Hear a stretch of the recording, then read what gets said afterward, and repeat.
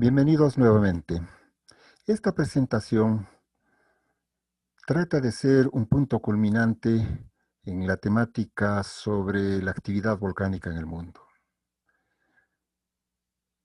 Abordaremos el tema de las provincias ígneas, es decir, zonas donde ha existido una inmensa actividad volcánica y cómo algunas de ellas y sus eventos están asociados con los eventos de extinciones masivas de especies. Y es que, como veremos más adelante, han existido 5 grandes extinciones masivas que también recordaremos que van asociados con la actividad precisamente de estas provincias ígneas. En la teoría de los geólogos, plantean que en algún momento los continentes estuvieron unidos formando un solo gran continente denominado Pangea. En primer lugar, al observar la forma de los continentes, vemos que estos encajan de manera casi perfecta como un rompecabezas. Y adicionalmente podemos ver que en determinadas épocas los fósiles que se encuentran de determinados seres vivientes en estas piezas tienden a coincidir. Por ejemplo, tenemos el primer caso, el del signo Gnathus, el cual está presente en una franja que corresponde a la unión de América del Sur y África y está presente en ambos lados. Tenemos el caso también del Lystrosaurus, el segundo caso, el cual está presente en el África, en la India, de la manera en que encajaba en este rompecabezas, y también en la Antártida. Un arbusto, el Glossopteris, está presente en todos estos continentes, sus fósiles, tanto en América del Sur, en África, en la Antártida como en Australia.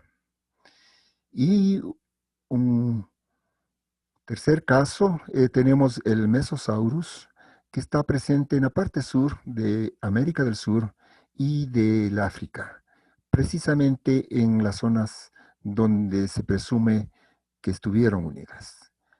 Este tipo de evidencias llevó a que Alfred Wegener, un alemán, en 1915, este geólogo y climatólogo, formó su teoría sobre la Pangea. Es decir, de que todos los continentes estuvieron unidos en algún momento y que se están desplazando, se están alejando. Esta teoría, al no tener mayor fundamento, sobre todo en la explicación de cuál sería la causa de esta situación, es lo que en un principio no fue aceptada hasta que en 1957 Mary Tharp, una geóloga estadounidense, le encargaron estudiar miles de mapas que resultaron de un estudio con sonómetro del fondo del mar y descubrió precisamente la existencia de una cordillera en el fondo del mar que correspondía a la dorsal atlántica y en el Pacífico en alguna zona específica y demostraba precisamente que en esta zona es donde se está dando la separación de las placas tectónicas, confirmando de esta manera la teoría de Wegener. Y es que para este momento la teoría de la deriva continental ya tiene una serie de línea de tiempo mucho más clara. Por ejemplo, si tenemos que la Pangea existió en el Pérmico hace 250 millones de años, en el Triásico se dio la separación, el alejamiento de la Eurasia que correspondía a Europa y Asia, y luego en el Jurásico, hace 150 millones de años, ya se van separando las Américas, así como Norteamérica de África y de Europa, formando o engrosando lo que es el Océano Atlántico. África también inicia su proceso de separación de América del Sur, el cual hace 100 millones de años se ve más claramente. En el Cretáceo, hace 50 millones de años, tenemos ya conformados o visibles los principales continentes que tenemos ahora, pero Norteamérica y Sudamérica todavía estaban separadas hasta que en estos últimos 50 millones de años han llegado a unificarse. El estudio de la deriva continental nos indica que existen ciclos de entre 250 a 300 millones de años en los cuales los continentes se separan y luego vuelven a unificarse de alguna manera nuevamente. Por eso es que si vemos la situación de las placas y su movimiento al presente, claro, en primer lugar en el Océano Pacífico podemos ver las zonas de subducción que se ven en la línea de color rojo y se puede ver en estos especie de triángulos o dientes las capas que se van sobreponiendo hacia otras capas y tenemos el famoso anillo de fuego que corresponde al Océano Pacífico. En color azul y con flechas que muestran la separación de las placas, vemos las zonas de divergencia donde están las dorsales y su gran mayoría, como ustedes pueden ver, están bajo los océanos y mares. Sin embargo, la excepción, como vimos en el capítulo anterior, está en África, donde la separación de placas nos está dividiendo la placa africana en dos partes.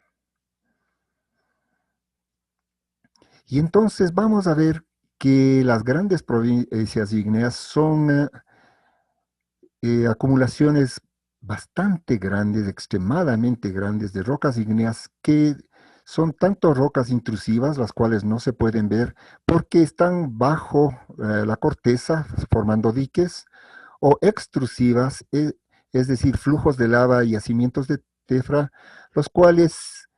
en los cuales el magma viaja a través de la corteza terrestre hacia la superficie y es decir, han llegado a ser emitidas en la superficie. En la formación de estas grandes provincias ígneas se atribuye a diversas maneras a las plumas del manto o puntos calientes, o también a los procesos asociados con la tectónica de placas divergentes, es decir, aquellas que en su mayoría se dan bajo el mar o en zonas, como veremos más adelante, que estuvieron en algún momento unificadas. Tienen áreas superiores a 100.000 kilómetros cuadrados. Y podemos ver en este momento cuáles son estas provincias ígneas en la situación del mundo actual. Pero vamos comenzando por esta del Paraná Etendeca. Podemos ver la parte media y sur de Sudamérica con la parte sur de África, que en algún momento estuvieron unidas y tenemos entonces una gran provincia ígnea bajo el mar. Tenemos Camp también, que es la separación de África con América y también de América del Norte de África, parte de América del Norte. Entonces, ahí tenemos las huellas de un fenómeno de separación de estos continentes que significaron grandes afloramientos de lava y de material ígneo. Y así podemos encontrar en la India dos zonas y existen las llamadas traps, que es una palabra sueca que significa escalera. Tenemos las de Deccan y las de Siberian, a las cuales vamos a dar gran atención a continuación. Tenemos en el Atlántico Norte, precisamente en Europa, en Noruega, en Islandia y en Groenlandia, otra provincia ígnea, y así podemos ir viendo que corresponden a zonas que en algún momento se separaron. Y es que En los estudios de extinciones se pueden distinguir claramente 5 eventos de extinciones grandes. Y estos eventos, los más sobresalientes son los del Pérmico, hace 250 millones de años, en el Triásico y para comenzar el Jurásico, que significan 200 millones de años más o menos, y la del Cretácico, es decir, la extinción de los dinosaurios, que se dio hace 50 millones de años. Y cuando se estudian estas extinciones masivas, se ven que por lo menos 3 de ellas tienen coincidencia con eventos de provincias ígneas. Precisamente la extinción del Pérmico tiene relación con las Siberian Traps, las escaleras de Siberia. Tenemos la separación de la formación del Océano Atlántico, la separación de África, América y tanto Norteamérica como Sudamérica hace 200 millones de años. Y la del Cretácico coincide con las traps, con las escaleras de Deccan. Comencemos viendo la extinción del Pérmico. Hace 250 millones de años, toda una serie de especies cuyos fósiles se pueden encontrar en las capas geológicas correspondientes a esta época, a esta era, hay evidencias de especies que desaparecieron, dejaron de existir. Y vemos que hace 250 millones de años en Siberia tuvimos erupciones que duraron 2 millones de años. Estas se denominan las traps de Siberia, escaleras de Siberia, las cuales en su mayoría tenemos evidencia de grandes flujos de basalto, aunque tenemos tufa o tefra en grandes cantidades en la parte oriental. Estas traps de Siberia se pueden ver al momento actual como ustedes, precisamente estos grandes acantilados de lava, los cuales cubren un área de 2 millones de kilómetros cuadrados y significan flujos de lava que se estiman entre 1 a 4 millones de kilómetros cúbicos. Estos coinciden precisamente con el fenómeno de erupción de extinción de especies de aquella época. Y nos interesa también la extinción del Cretácico, es decir, la extinción de los dinosaurios. Esta extinción, que si bien en un principio se ha atribuido en gran medida a la caída, al estrellamiento de un meteoro en el Golfo de México, sin embargo, podemos ver que las erupciones en las traps de Deccan en la India pudieron contribuir o tal vez ser el factor predominante de esta extinción. Lo más probable es que ambos hechos ocurrieran mientras las extinciones ocurrieron en un periodo de 30.000 años, las erupciones, perdón, ocurrieron en un periodo de 30.000 años, hace 66 millones de años, y comenzaron el deterioro del ambiente en el mundo. El meteorito llegaría a ser el factor, como algo así como el golpe de gracia. Y tenemos estas trampas de Deccan que se pueden ver en la India, y estas traps tienen una altura de 2.000 metros, un volumen estimado en primera instancia en medio millón de kilómetros cúbicos, aunque se estima que estas han tenido un proceso muy grande de erosión a lo largo de estos 60 millones de años, y en realidad pudieron haber tenido un volumen de más del 1,5 millones de kilómetros cúbicos. Su área es de 500.000 kilómetros cuadrados. Pero ¿cuál sería el mecanismo por el cual las erupciones o estas grandes erupciones volcánicas generaron su efecto en el ambiente? Como todos sabemos que el magma volcánico tiene grandes cantidades de gases, óxido de azufre, flúor, cloro, óxido de carbono. Sabemos que el dióxido de azufre provoca un enfriamiento al bloquear la luz del sol, al formar los aerosoles, y estos generarían en esos periodos, largos periodos de erupción, unas glaciaciones y un descenso en el nivel del mar. Esto generaría extinciones de especies en la tierra y en el mar. El dióxido de azufre combinado con el flúor y el cloro generan lluvias ácidas que estimulan la proliferación de hongos y tienen un efecto muy importante en la extinción de la vida en la Tierra. Y finalmente, el óxido de carbono, nosotros sabemos que tiene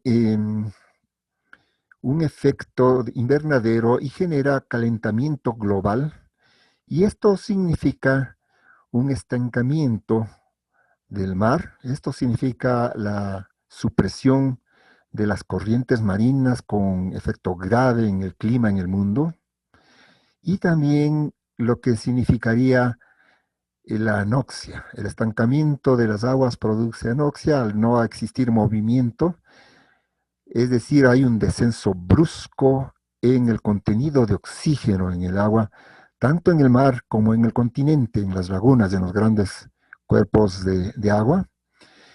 Y este efecto, conjuntamente con las lluvias ácidas, nos estimulan la proliferación de cianobacterias. Las cianobacterias podrían ser el efecto más grave por cuanto estas eliminan otras formas de vida, algunas especies de cianobacterias, al producir toxinas. Y esto hace que generen extinción en de la vida en el mar y también en la tierra. Entonces, se está profundizando el estudio para ver qué tan predominante, qué tan relevante fue a estas extinciones estos efectos que generan los eventos volcánicos de esta magnitud. Algunas teorías sugieren que el efecto fue determinante y en otras de que se acepta de que es la suma de varios efectos, el de las erupciones con otros efectos. En todo caso, nos queda presente de que conjuntamente a las huellas de dinosaurios se han encontrado en los sitios fósiles evidencia de que existían en los lodos de los cuerpos de agua grandes afloramientos de cianobacterias. Será la investigación posterior la que vaya determinando cuál ha sido los efectos fundamentales. Pero indudablemente la actividad de las provincias ígnicas ha generado o ha contribuido a la extinción masiva de especies. Entonces, de esta manera culminamos con nuestra presentación y les agradezco por su atención. Han sido muy amables al brindar pues, algún tipo de visita a estas presentaciones y de mi parte les agradezco mucho su atención.